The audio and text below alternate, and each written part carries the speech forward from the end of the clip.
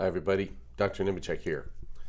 As most of you know, I deal with the autonomic nervous system and the ways in which it makes you feel abnormal when it's not working properly. It doesn't work properly often because you've gotten some kind of an injury. It could be from a concussion or a physical thing less than a concussion. It can be from inflammation can injure your autonomic nervous system, especially after COVID. And emotional traumas can injure your autonomic nervous system for sure. One of the things that people will have is this excess hunger. They're like hungry all the time. They wake up in the middle of the night, they're hungry. They've had breakfast, but they can't even get to lunchtime. They're kind of hungry. Or that afternoon, after your lunch break, trying to make it to the end of the workday, you're just like, feel weak and shaky almost, and you've got to have something to eat. There's two basic things going on here. When you get an injury to the autonomic nervous system, two fundamental mechanical problems will occur, and these can both in different ways make you feel hungry. One is your intestinal conveyor belt slows down. And so if you think of each segment emptying its contents forward, each segment has its own little problems. And in the stomach, it's emptying acid. So through the night, you're making stomach acid, okay? It's not as much as right when you start eating, but you're making stomach acid 24 hours a day. And normally that stuff's being passed out like a bucket brigade passed on to the small intestine.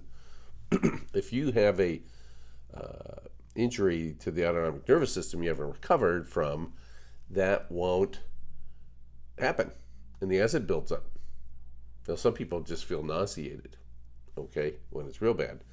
Other people, it's not really so much like nausea, but their subconscious brain has learned, hey, go get some food and we're going to feel better.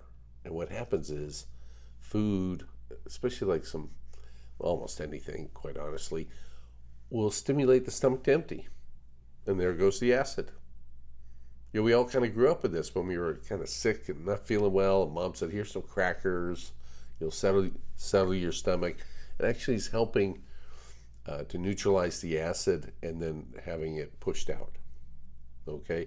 A way to look at this is you think, I wonder if I have that stomach acid thing. Just take a Tums. It's an antacid. If you're like, wow, that helped. I'm not really hungry now. Because the only thing it does is neutralize acid. All right. Now, the other thing that'll make you kind of hungry, and this can be, I think, more intense, is when you get an injury to the autonomic nervous system, you have low blood pressure to your head. I've talked about this in many videos, and that low blood pressure leads to less oxygen flowing into your neurons, and your brain doesn't like this.